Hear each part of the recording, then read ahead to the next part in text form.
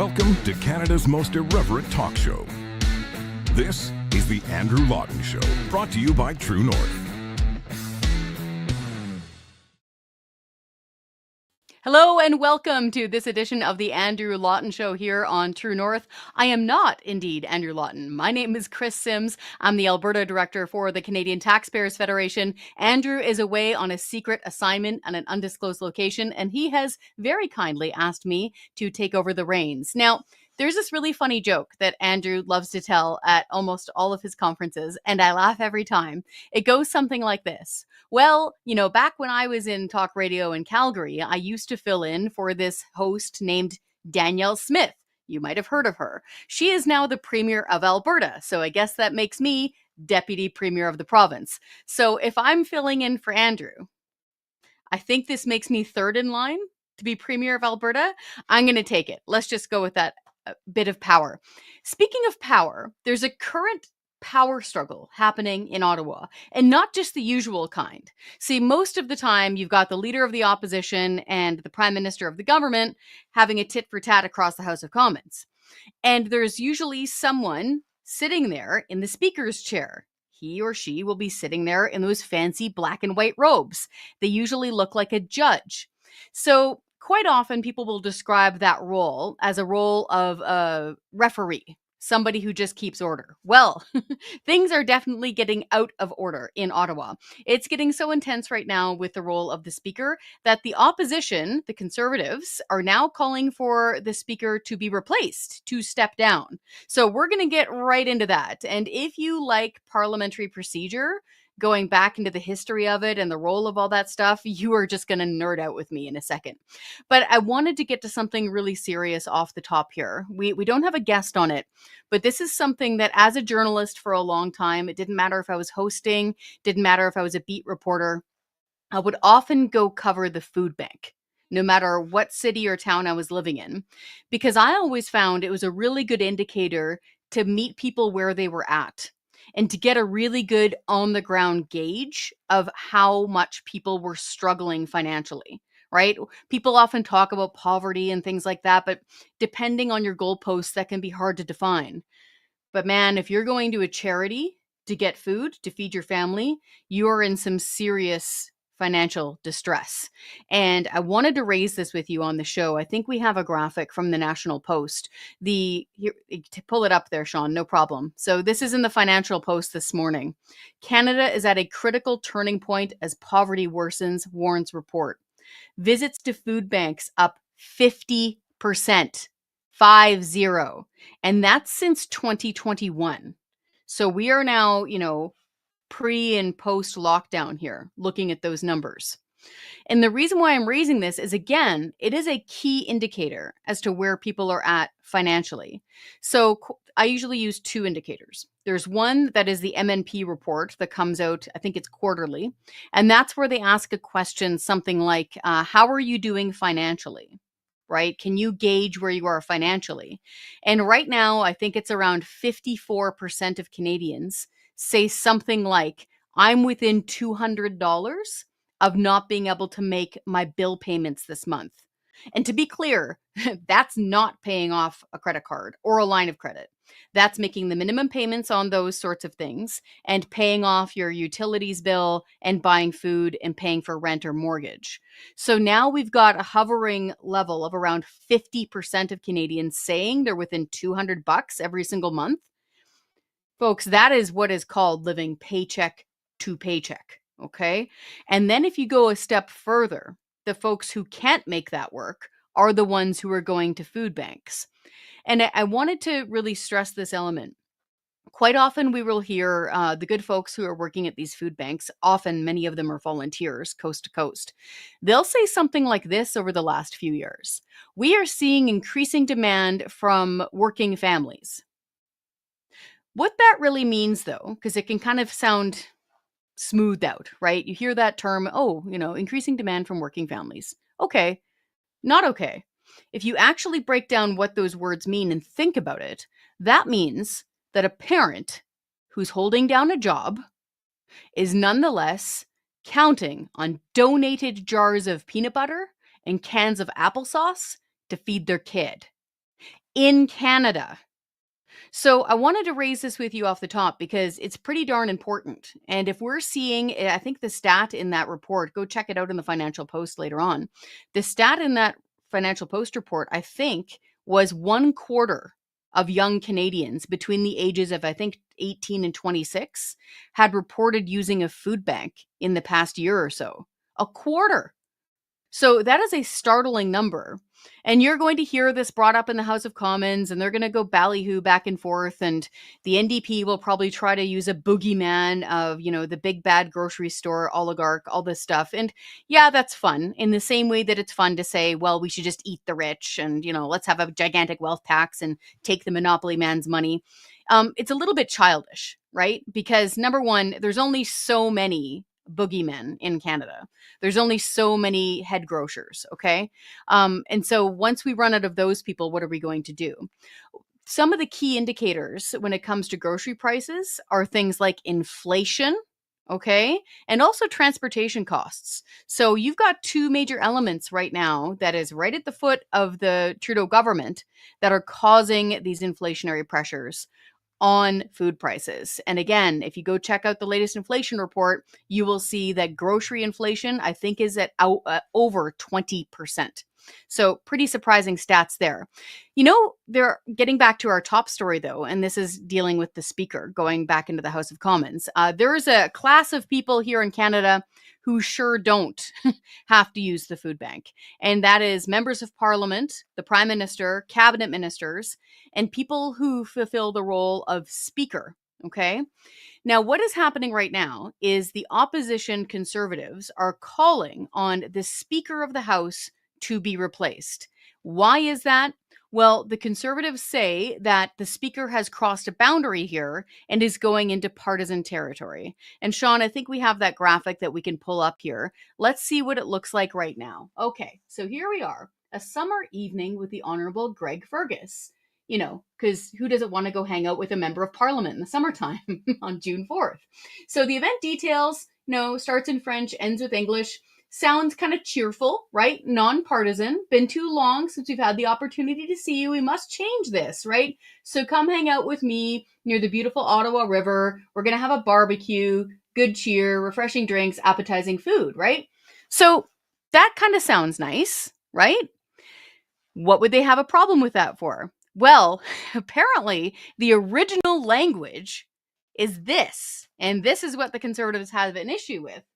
Join us for an event, blah, blah, blah, exciting opportunity. And then it gets into some pretty politically type language here. See at the bottom? So while Pierre Poilievre and the Conservatives propose reckless policies, blah, blah, blah. And eventually at the end there, it says, especially in a minority parliament, we can never take our progress for granted. Okay, so the reason why this is a big deal within the parliamentary precinct, I know this doesn't feel like a big deal if you're in Flin Flon, okay, or if you're in Medicine Hat, but within the parliamentary precinct, okay, the Speaker is supposed to be nonpartisan, okay? The Speaker is supposed to stay out of the fray, so typically in a posting like that, they wouldn't name the leader of the opposition in that manner. They wouldn't get into whether or not it's a minority parliament and get into horse trading and stuff. And the reason for them staying nonpartisan actually dates back into history. And it's pretty interesting. So way back in the 1300s in the Westminster system, I told you I was going to nerd out. Way back then in the 1300s, the Speaker was actually the go-between between the commoners, okay, and the monarch. So the king or queen would say what they want done to the Speaker. The Speaker would then go back to the commoners and then go back and speak to the king or queen. That's actually why it's called Speaker, because back then in the 1300s, some, smelly peasant mustn't go directly talking to the crown. You had to have a speaker designate to go do something like that for you. Now, fast forward about 3 centuries or so, and in the 1600s, the role of Parliament, the speakers in the House of Commons as a group, got more powerful.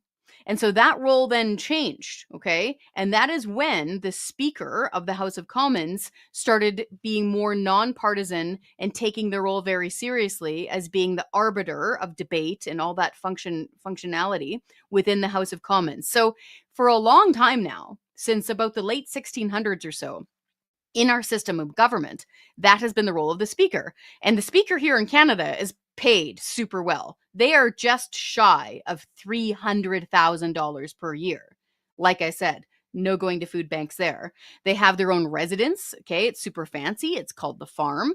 And they actually are the chair of the Board of Internal Economy, which is a very important committee in Parliament. So now we fast forward to all this rigmarole. Okay, we've now got oops, right? They called it an oops. That posting that was quite partisan about coming from the Speaker. Let's pull this up, Sean, because there was this big apology letter that the Liberal Riding Association posted. Okay, so keep in mind, each different riding in Canada has their own party riding associations, okay? And this is them kind of doing a I'm so sorry, okay? So please see the following letter. This is from the official account for the Liberal Party of Canada on Twitter X. Dear Mr. Fergus, I'm writing to you today about an event that was posted to our Liberal website for your riding, which had language that was partisan in nature. So they admit out loud that it was partisan in nature. The language that was posted on the event page of liberal.ca was auto-populated, standard language we use for events on our website, and was posted without your knowledge. And as a result of miscommunication between the party and the Riding Association, this language has now been corrected. The Liberal Party of Canada unequivocally apologizes to you for this mistake. We take full responsibility. Signed off by the National Director of the party. So this is where we're at now. But does it stop there? No, actually. Sean, let's start with Finance Minister Chrystia Freeland. She was asked about this situation. Minister Freeland, there is yet another example today of Speaker Greg Fergus engaging in partisan events. When does the list become too long, and at one point is it too much for Speaker Fergus to stay in the job? Our government continues to have confidence in the Speaker. So pretty short, right? But again, the reason why we're getting into this is because this is a big fundamental part of accountability, okay, in government. The role of the Speaker, like we've explained, is pretty important. Chair is the head of internal economy. They're the ones that decides who can speak in the House of Commons. Super important. And we pay them an awful lot of money. Okay. $300,000. They get a fancy place. They even have their own little kind of, I don't know if they have that in West Block, but back in the olden days when we used to use Center Block, they had their own little kind of lounge in behind the House of Commons. It's kind of a big role. So how far did this go? Well, it actually went all the way to the top. Prime Minister Justin Trudeau was also asked about this. Let's roll the tape. The Speaker, Greg Fergus, has come under political attack again today from the Conservatives. They say a partisan message appeared on his website. Your party has now apologized for that, said it was a mistake. So I'm wondering, does this episode in any way shake your faith in Mr. Fergus as Speaker? And do you think it makes it harder for him to do his job? No, it doesn't shake my faith at all. I have full confidence in Greg Fergus as Speaker of the House of Commons, as a thoughtful, independent-minded leader. The issue was dealt with, was addressed by the party and by the House leader. It was an unfortunate mistake. Well, we'll have to wait and see. So here we have the Prime Minister and his deputy, the Finance Minister, Chrystia Freeland, both saying they have full confidence in the Speaker. And we have the opposition, the official opposition, saying that he needs to be replaced. So will be super interesting as far as Ottawa goes to see what happens there. Again, I know it's hard to relate to this sometimes if you're, in Moose Jaw. You're like, why do I care about what some overpaid dude or dudette in a white and black robe says? Their role is important within our system. Taxpayers pay them a lot of money. And so this is a function of accountable government. And it is not going to be an election issue, I don't think. I think they're going to be able to smooth this out over the next week or so, and it won't come up during the 2025 election when we expect all of this to happen.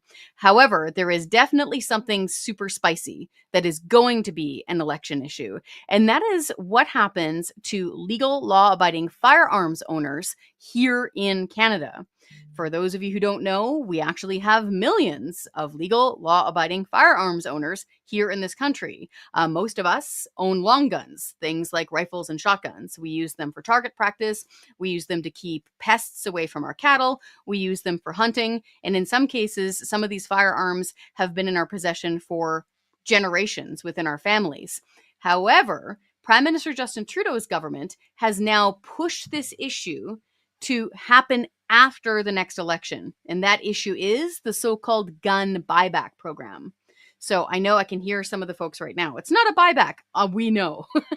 We know that you most likely did not purchase your firearm from the Trudeau government, and therefore calling it a buyback is a misnomer. We understand. But this is going to be a very interesting political issue because now they have pushed the so-called confiscation, okay, the actual function of some form of government going to law-abiding people's homes, collecting these previously legal firearms, taking them back to some headquarters and destroying them. So that process has not started. The government's already spent millions of dollars trying to administrate this mess, but the actual seizure of the firearms has not rolled out yet. They have pushed that until late 2025, after the 2025 election. So then, what kind of role is this going to play in the election? How is all of this affecting Canadian gun owners? We're going to check in right now with Tracey Wilson. She is with the Canadian Coalition of Firearms. Let's check it out. I'm happy to be here. Okay, so Tracey, you are with the CCFR, which is the Canadian Coalition for Firearms Rights. For those Canadians and our viewers and listeners on the podcast who don't know what your group does when it comes to legal firearms ownership here in Canada, can you just give us a thumbnail sketch? What do you guys do? Yeah, well, I mean, if you ask the Liberals, they would tell you that we are the evil gun lobby. So just for those people who are watching who may not know, the evil gun lobby is a middle-aged grandma from the suburb who owns chihuahuas. So, yeah, terrifying. You look like Rambo, just saying, you know. Yes, I know. It's terrifying for all Canadians. But no, the CCFR advocates for fair and effective legislation for gun owners. We believe there is a place for some regulation, of course, not the regulation we've got now, but we also advocate for credible public safety measures to reduce crime, violence, and gun smuggling. Because after all, we are just everyday average Canadians who want to safer Canada too. And that's basically it. We do a lot of public relations work, a lot of, lobbying, I suppose, although there isn't much to lobby this Liberal government over. But yeah, our sole focus is getting them out of power at this point. That's where we're at. Right. Okay. So for folks who already own firearms, they're probably really up on this. But for a lot of people who are thinking about getting their PAL, thinking about eventually legally owning firearms, I think this is a bit more of a murky issue as to what's happening with the Trudeau government. I was at a conference a couple of weeks ago, and there were kind of liberty-minded, small-minded sort of folks there. We were there to talk about the Trudeau government funding the media, censorship, and the carbon tax. But a lot of folks were there attending, and they were asking me two things. They were asking about censorship in Canada, and they were asking about the current state of legal firearms ownership. And they were really interested in this, especially the Americans. Where do we stand right now? As far as I understand, and I'm a firearms owner myself, we can't have handguns, so I couldn't go purchase a handgun legally. And right now, there is a gun seizure that is brewing and going on for certain types of long guns. Have I got that right? Where are we? Yeah, that's right. So there's been kind of three main things that have happened to gun owners over the last 9 years of this Liberal regime. It has been an absolute battle with these people. It started back with C-71, which of course laid down the groundwork for what they were planning to do. There was a number of measures in there making it more cumbersome and burdensome to be a legal gun owner. And then, of course, in May of 2020, we had the big one. And that was what they call their assault style rifle ban. And it's interesting because, by virtue of the meaning of the word, if something is styled after something, it is not that thing which it is styled after. So the Liberals have done a really good job at marketing this as, getting assault weapons off the streets, which is completely inaccurate. These are regular sporting and hunting rifles, semi-automatic, limited to 5 rounds, no different than the stuff I take deer hunting right now. But, they've got some things like the AR-15 have a bad rap, and they've targeted that and used it as a political wedge. Excuse me. All in all, they've targeted over 2,000 models and variants of firearms from legal Canadian gun owners, which amounts to about 500,000 guns across the country. And of course, they have promised the anti-gun lobbies and their constituents that they will come to our homes, kick our doors in, and seize these guns from us at some day. And then the third thing that's happened to gun owners is C-21, which was the recent legislation. It enshrined the handgun freeze in law. So this is a different type of ban. It's a forward-looking ban. So I am a handgun owner now. I've got 4 of them. I'm allowed to keep them. I'm allowed to use them. I can continue my sport with them. Should any of them, break or malfunction and I needed to buy a new one, I am out of luck. It doesn't matter if you hold the appropriate license or not. And of course, no new gun owners would be able to go and purchase a handgun. So yeah, of course, it's had the exact effect we thought it would and has had zero impact on the crime and violence that we're seeing across the country. Right. And we're seeing kind of a repeat now, I think, of what was often referred to as the boondoggle of the long gun registry from the Liberal government of the early 1990s. And so the Canadian Taxpayers Federation, we are fighting this current, they call it the gun buyback, but I don't like calling it that because I didn't purchase my shotgun from the government. They're not buying anything back. They're trying to seize certain types of firearms. And so the Taxpayers Federation got in on this way back in the early 1990s because we knew, of course, that this wasn't going to make Canadians safer. And we have police organizations saying exactly that this is not going to make Canadians safer. They want more cops at the border. They want more cops on the street so they can go after the illegal cross-border trade of firearms, so they can go after the gangbangers. They don't have any desire, generally speaking, to go after legal law-abiding firearms owners. And back then, the Liberal government said, oh, the long gun registry, it's only going to cost $2 million-ish. Well, of course, we now know that it ballooned to almost $2 billion with a B. Right. And so it was a complete disaster. Very famously, I think someone successfully registered a soldering gun, if I recall correctly, back in the day. I remember Reform MPs talking about that back when I was on Parliament Hill. And so again, it all comes back to you. The CTF, Canadian Taxpayers Federation, we are now opposing this firearm seizure. And of course, we're already getting into boondoggle territory. We already know that they're spending millions of dollars trying to administrate this thing, and they still have not yet seized, as far as we know, one firearm. I chuckled to myself when I was scanning through the headlines a few weeks ago, Tracey, and apparently the Trudeau government wanted Canada Post. So mail carriers, letter carriers, the deliverers of Amazon boxes and birthday cards with money from your grandma in it, they wanted them to go door to door, apparently, and collect these firearms. What happened there?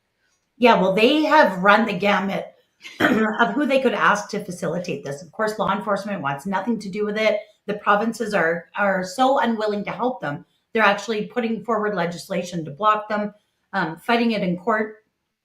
They've asked the Army. The Army said absolutely not. So they relied on Canada Post. And this actually broke the news 2 years ago, where they went to Canada Post and said, hey, you're in a unique position to go around and collect these firearms. I mean, you're already mailing guns that are bought, online by gun owners. What is the difference? And, to think that there's no difference between, the odd, nondescript box in a whole, warehouse full of other boxes, to think there's no difference between that and an influx of 500,000 very obvious gun boxes collected across the country is ridiculous. And I have this funny image, I've got 14 guns that were caught up in that ban, 2 AR-15s and a variety of other guns, including a great big 50 cal for long range shooting. Okay. And I have this image of me rolling up to my local Shoppers Drug Mart, here in suburban Ottawa with my little SUV and getting a couple of shopping carts. I'm going to need at least 2 to load all these, assault style firearms into shopping carts, wheel past all the soccer moms in Shoppers Drug Mart buying their hair dye, and go straight to the back counter where the Canada Post counter is, and some 17-year-old kid will be there to collect my firearms from me, right? It's absolutely ridiculous. It exposes them to all kinds of risk and puts their staff in incredible public safety risk. You wouldn't have to be a mastermind to sit out in the parking lot of a Shoppers Drug Mart and watch how many people like me are rolling in there with all these boxes to know that place would be a perfect place to hit. at the end of the day, or maybe in broad daylight. Who knows, right? They're emboldened. So Right. yeah, it's absolutely insane. Canada Post wants nothing to do with it, rightfully so. And this government is exactly where they were 4 years ago. Guns so dangerous that you're forced to keep them for 5.5 years plus, right? And guns so dangerous that you want to drive up there in your RAV4 with them in your little boxes and hand them over. So this is where the disconnect happens. And I think I needed to clarify for people when the government refers to this as assault style is exactly the term. So, Yes. And again, when people hear semi-automatic, I think they have this image in their mind of, Total Recall or something with Arnold Schwarzenegger. No. Semi-automatic means squeeze, bang, squeeze, bang. There's no Right. such thing as holding down the trigger and spraying bullets. Those sorts of firearms have been illegal in Canada, I believe, since the early 1970s.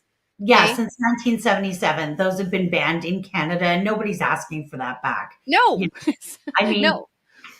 yeah, those are actual, I guess what you would call assault firearms. But yeah, it's been a really effective tool politically for them to drive a wedge between Canadians.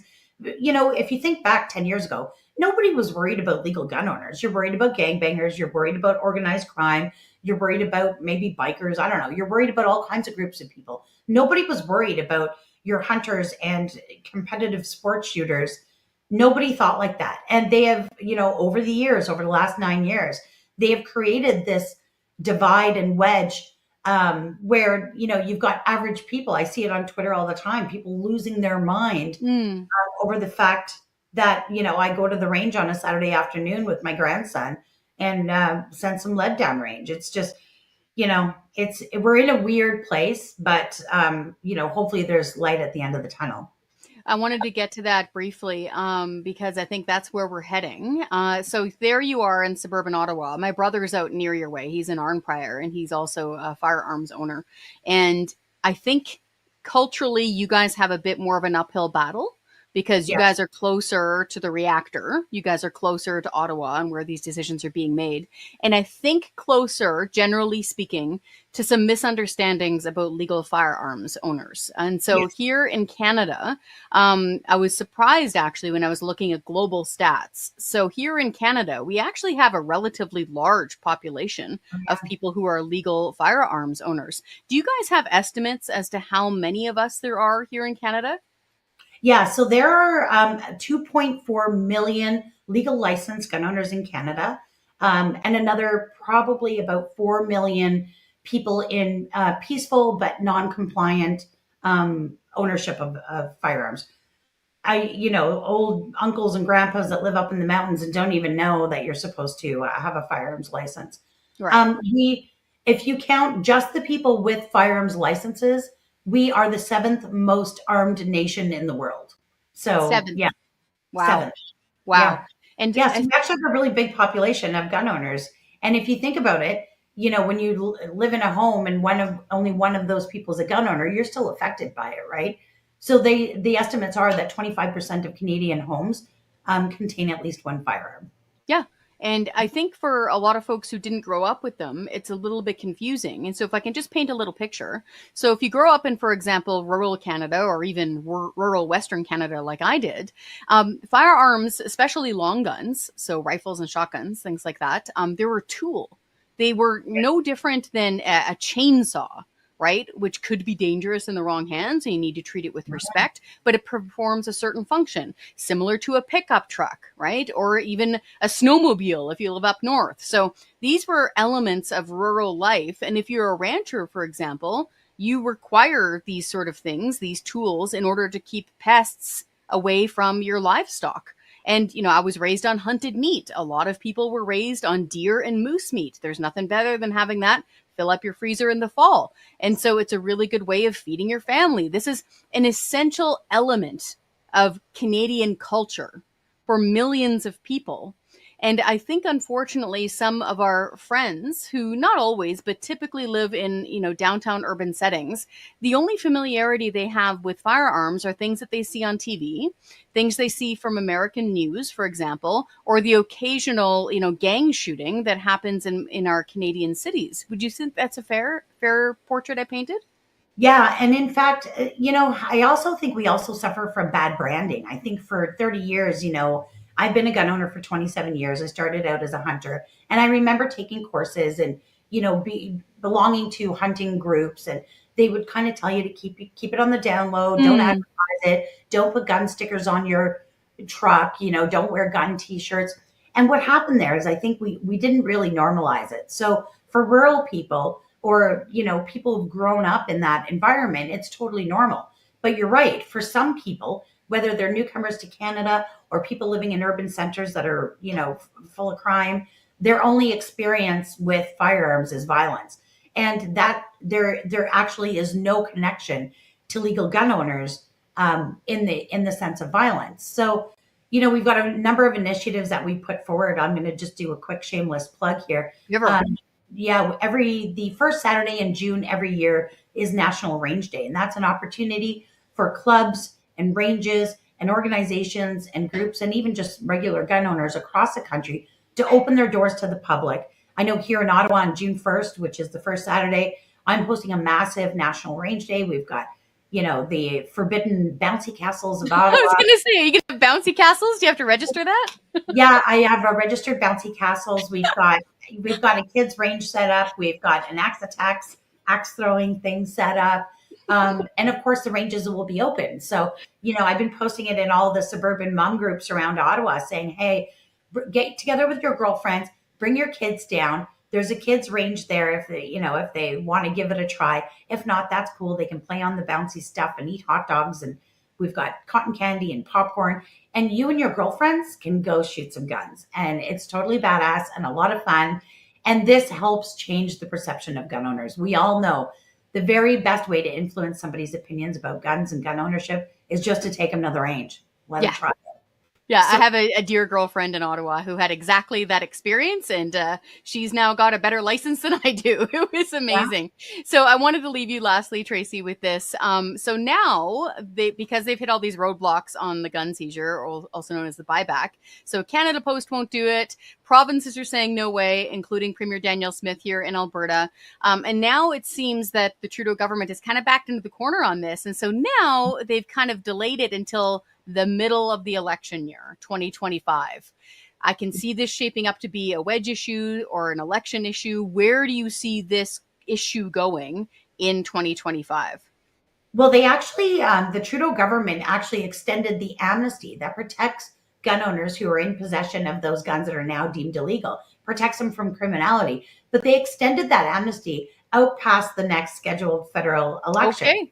Which is kind of interesting because, this was an immediate crisis. And, back in May of 2020, we had to do this right now. There's no time for a legislation or parliamentary debate or democracy. There's no time. It's an emergency.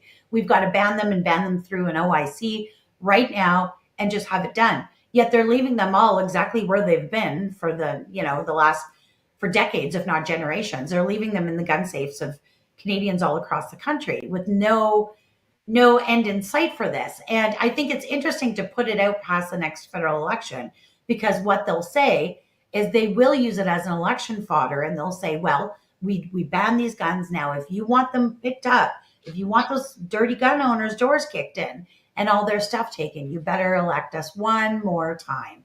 And the anti-gun lobby groups and all of these anti-gun groups fall for it year after year, election after election. And meanwhile, we're just sitting here thinking, what a mess and what an absolute devastation to taxpayers, because that money would be better spent focusing on reducing illicit guns. Once again, folks, they're spending millions of dollars on this. They have not seized one single firearm yet. And based on the Trudeau government track record, just look out. They can spend money like they can drink water. Tracey Wilson, thank you so much for joining us today. We really appreciate it. I appreciate the opportunity. Have a great day. You bet. So, some super essential information coming from Tracey there when it comes to those of us who own firearms here in Canada. And really, when it boils down to it, this is a property issue, right? This is the state deciding what sort of private property you are allowed to have.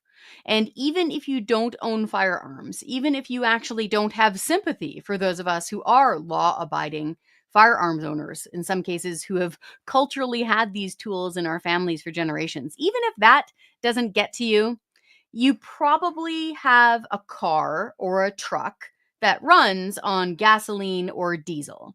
And guess what? The Trudeau government is going to ban those too. In fact, they're going to ban them in just over 10 years. So we have about a decade and a little tiny bit of change before the Trudeau government says, you know what? Every single brand new vehicle that is going to be sold within the Dominion of Canada henceforth shall not be able to use an internal combustion engine. So no gasoline and no diesel. How on earth are they going to be able to pull this off? And where are we going to get the energy from to juice these electric vehicles? Joining me now is a very good friend of the program, Dan McTeague. Dan, of course, was a longtime member of Parliament with a previous Liberal government there in Ottawa, and he is now president of Canadians for Affordable Energy. Dan, thank you so much for joining us. Great to be here, Kris, and thanks for that introduction. It's one of those mind-boggling things, right? Where it seems like the government, particularly the Trudeau government, can just say stuff and hope things happen. But when you start asking them questions like, okay, where are we going to get this electricity from for this utopia you are envisioning? They're lost for an answer. So in all seriousness, Dan, do you have an answer? Where would we be able to get this energy from? If Santa Claus brought all of us a free electric car tomorrow, how could we plug it in, and where are we getting this energy from? Well, you're not. I mean, the fact is you can build as many plants as you want. They can be nuclear, it takes years to build, or they can be natural gas, which takes months to build, or they can be coal, or they can, whatever you want. It's what happens between the plant and the actual receptacle where you have the charge that is going to be critical. And that infrastructure is simply inadequate across Canada. It is the elephant in the room. Everyone knows this. But it's not just, of course, that we have an inadequacy of infrastructure. It is to get that infrastructure. You're going to have to mine several times more of all the mining that we've conducted. And mining, by the way, is a very, in all due respect, very dirty business. If the idea, the intent is that you can get around mining as a means of virtue signaling your way and saying an EV is great for the environment, yeah, but how are they made? We can go down that road, but the reality is that we are not prepared for this. It's funny because when Stellantis and the package that was offered for VW, here was the province saying, yeah, it's a great thing. We'll put our money in. Where's the infrastructure coming from? Well, we heard on the sidelines, we're going to have these small nuclear reactors, modular reactors. Look, they're only at the embryonic state. They're really in the test mode. We only have prototypes of these things. So the idea that somehow we can wave a magic wand, spend billions of dollars, and this is your field, not mine, of money we don't have that belongs to the Canadian public, which we're going to charge children for the next 20, 30, 40, 50 years, 2 or 3 generations from now. You better have this right because the technology is evolving very quickly. No offense, Kris, I worked for Toyota. I was public relations for Toyota before I was elected member of parliament. I'm biased. I wrote some of the cut lines on the hybrids that we had way back then. They are not going to stick around and do the cut and the cookie cutter type of lithium batteries. They're going to go and do other things, and they don't need necessarily the government grift to get there. The reality is that no one has really thought this out. We're definitely not looking before we leap, and it's going to be extraordinarily disappointing, I think, for Canadians. And it's a colossal white elephant in the making. I find that really interesting, if you don't mind me picking up that thread that you're mentioning with Toyota. And if you don't want to go there, that's fine. We can go back to the actual energy requirements. But so do you then see the puck going elsewhere when it comes to energy and how we fuel our vehicles or charge our vehicles? You don't then see everybody just plugging in a fully electric vehicle and getting it magically, I don't know, from a coal plant or a hydro dam or something like that. Do you see the energy requirements going in a different direction? Yeah, I think there's going to be diversity of transport options. The way in which a vehicle is actually transports runs is not going to be confined to one type of technology, which the federal government seems to be committed to sending us towards. And whether it's my background, my experience, or my years of working in energy, or simply common sense, the reality is that I think we're looking at having really backed the wrong technology. Now, some people are going to say, well, hang on a second, Dan. Stellantis will create a lithium-based battery. VW will go to a solid-state battery. Look, China is producing batteries made on sea salt, and they're a lot cheaper. They're also willing to bring into the fore, having had a 10 to 15-year advantage. They looked at our markets in North America and the West and said, Canadians, Americans, Europeans, and Japan and South Korea have got us beat and licked when it comes to internal combustion engines. They figured this out a long time ago. We're going to try something that no one else is really looking at. That's electric vehicles. And we know that the pitfalls are substantial. And the public hasn't really understood those pitfalls until it came to sticker shock, and it came to reliability, and it came to how much it's really going to cost them. Because no one now believes that there's such thing as a free lunch. But if we're looking at the long term, by 2035, I can guarantee you, internal combustion engines are still going to be here. Why? They're cheaper. They are a lot better for the environment. They're recyclable, 100%. And they don't involve the kind of grifting and subsidies. I would suggest, market distorting subsidies that are offered currently by the menu of EVs. As my old uncle would have said to me some time ago, Dan, it didn't take Henry Ford a massive subsidy to displace the horse and buggy. Yes, exactly. I brought that up on the show yesterday, Dan, and I've talked with you about it even offline. Of, we've had a transportation pollution crisis before. In the late 1800s, they had the so-called manure crisis in, gems of civilization, New York City and London. They had piles of it. They had corpses down the street. And you're right. When Mr. Ford popularized the internal combustion engine and had them all rolling off the assembly line, it wasn't the government forcing him to do so. It was innovation actually causing this to occur through their work and through their invention. And so that was a big, big change. In fact, this is a little anecdote I wanted to let people know, and you probably already know it, of what helped save the whale. Well, the discovery of oil, of course. Because up until then, we were using whale oil for pretty much everything.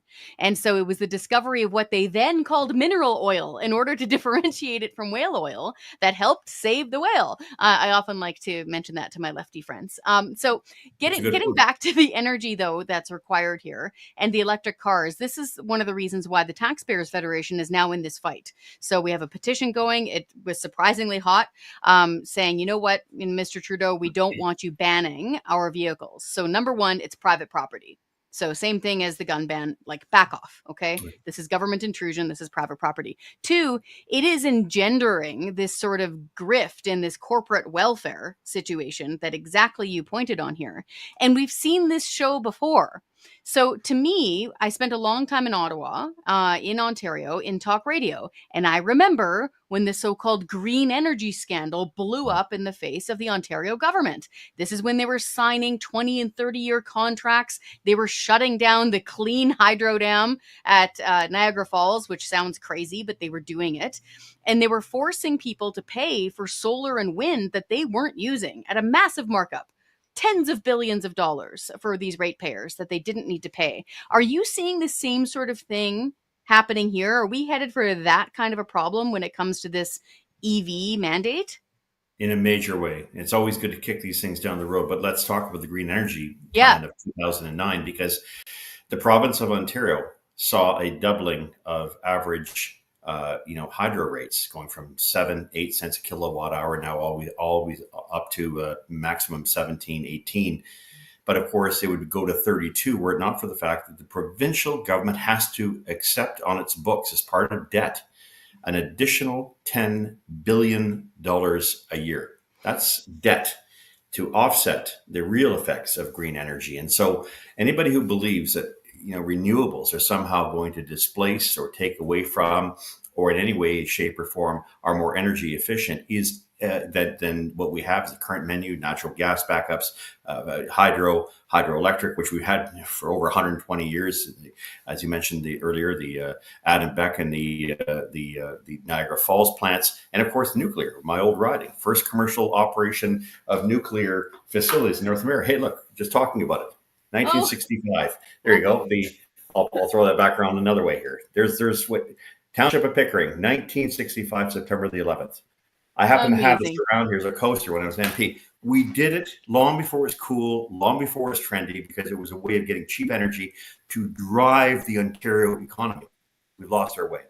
We've basically come out and said, let's go with what the Pied Piper in Ottawa and all the trendies who head out to the WEF and have their COP, a conference of the parties, baffle gabs every year to tell us how bad a job we're doing.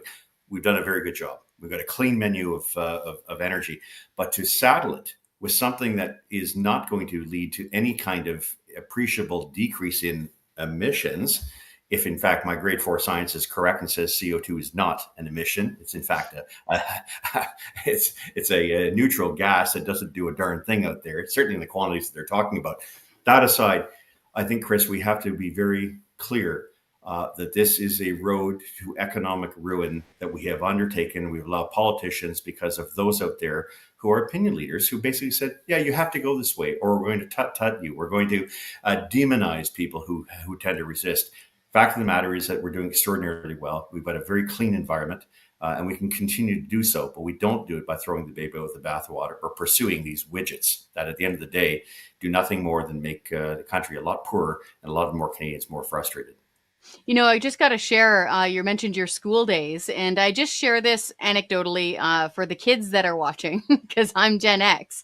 And I, in 7th grade, I was in one of those nerdy classes, and our entire project for the entire year was survive the coming ice age. No, straight up, because this is what all of us thought were coming. And of course, if things are dark and cold, you're going to starve to death. That is very bad for human beings if you're living in an actual ice age. And so I just want to share that. Everybody thought this was happening. The teachers all thought it was happening. It was a serious project. We all did work on it. I think I still have the blueprints around here somewhere. And so, I raise that because even if I always try to meet people where they are, okay, like as a host or just trying to be a nice person, I'll meet them where they're at. And even if I say, okay, I'll take you where you are. If you truly think that emissions are the biggest problem right now in the world that you're facing, it keeps you up at night, okay, let's talk about that. Even if Canada ceased to exist, God forbid, we stopped eating, we stopped heating our homes, we stopped driving to work, it wouldn't make a dent in global emissions, darling. So then, why don't we do something smarter than the carbon tax, which is not reducing emissions? Our emissions continue to go up, both in British Columbia, which is our longest standing carbon tax in Canada, and our test case and our template. They're going up big time in BC, even with 2 carbon taxes there. They're also going up federally, by the way. Sorry to bust your bubbles. So why don't we be smart and tackle the big end of the arithmetic problem and instead sell something like clean burning natural gas to a place like India that has got 300 million people or so burning wood and animal dung every single day. Super heavy emissions. Tackled that big end of the arithmetic problem. Why don't we do that instead? And that's where I don't understand. Because when I present it that way, mathematically, to my well-meaning friends who truly believe that this is a crisis, they're lost for an answer. And they keep saying something like, well, we should do our part. What part? Like we explained, even if we stopped here in Canada, it wouldn't make a hill of beans difference. And so that's the part I don't get, Dan. Is this now a philosophical thing for people? Yeah. They're clinging to something that doesn't exist. And, as I mentioned, we did nukes a long time ago. We did hydroelectric dams a long time ago, long before it's cool and trendy. I think one way to settle this, and I think it's the easiest way to settle it, is to say to all those organizations, all those so-called charities and foundations, you don't get any money. And you are subject to, Revenue Canada audits. The things that Justin Trudeau removed as Prime Minister allowed a lot of these folks to basically escape normal scrutiny and to be able then to turn around and lecture officials, politicians, tell people there's a climate crisis, that there's a climate emergency, that, the world is coming to an end. constant drip, drip that we've been hearing for 20, 30, and 40 years turns out not to be correct. And I think there is no place for climate alarmism. I've referred to it very honestly. It's climate bedwetting should not be a basis for public policy in Canada or anywhere else in the world. If you've got an issue, great, but do not in any way, shape, or form ask me as a taxpayer to pay your grift so that you can go out, as some organizations, climate groups in this country, 20, 30, 40, 50 million at a time, who then simply buttress the government's position, which is to continue to further this nonsense, compounding it, making Canada a less competitive place. But don't take my word for it. How's our productivity per capita as a country going? I can tell you where it's going. It's because these folks, these Pied Pipers of disbelief and fantasy, have taken us down this very dark path for which there may not be a return unless Canadians quickly smarten up.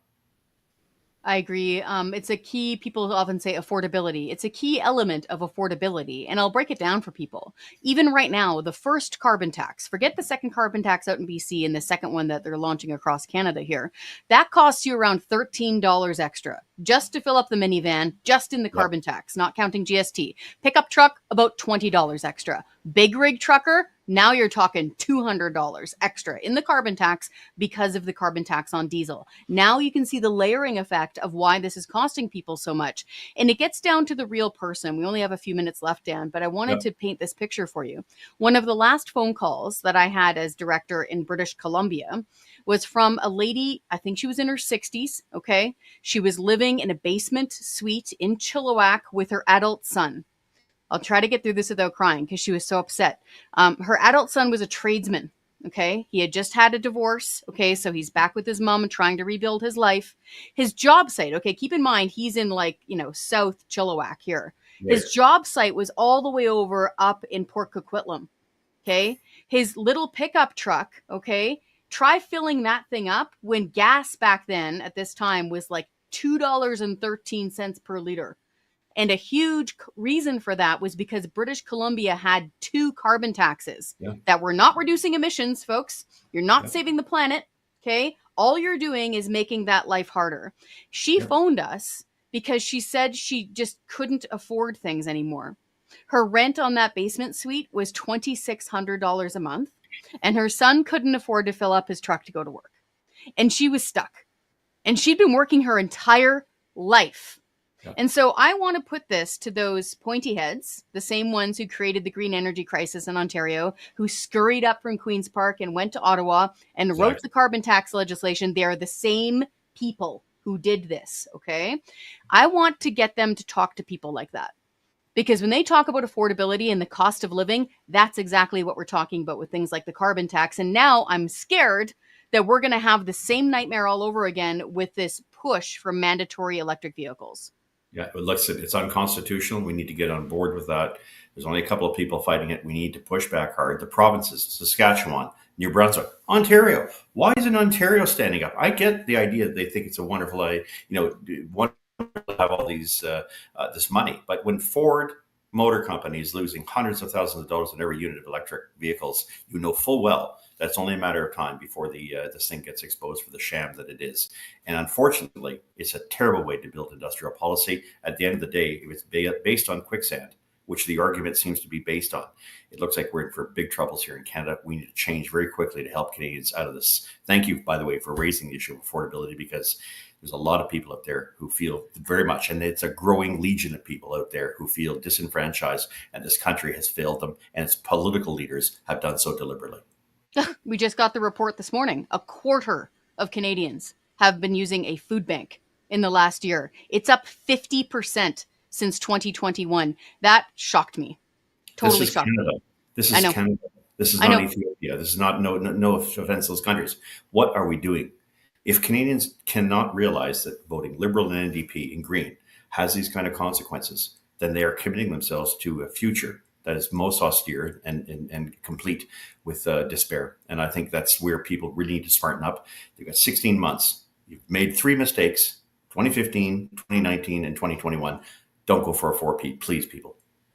Dan McTeague with the Canadians for Affordable Energy. Thank you so much for your time, sir. Always a pleasure, Kris. Thanks for having me. Thank you. Folks, if you have experiences with this, if you can talk to us about your struggle, for example, to fill up your pantry, your struggle to fill up your gas or diesel tank, and what affordability in government speak actually means to your bottom line, please drop us a line. The best way to communicate with us for this part of the show, for the Andrew Lawton Show here at True North, is to leave a comment on this YouTube channel. We really want to hear from normal people who are out there working every day and fighting to afford the basics. Folks, thank you so much for watching. Thank you to all of our guests. So I think we've covered the gamut here. We went everywhere from a history lesson on the role of the speaker, all the way to the need to be able to defend our rights to own legal firearms, to this impending crisis of what is energy poverty and how that connects back to affordability and the lack of ability to actually afford things like food here in Canada. Really important stuff. Thank you so much for watching. We'll catch you again tomorrow. Thanks for listening to The Andrew Lawton Show. Support the program by donating to True North at www.tnc.news.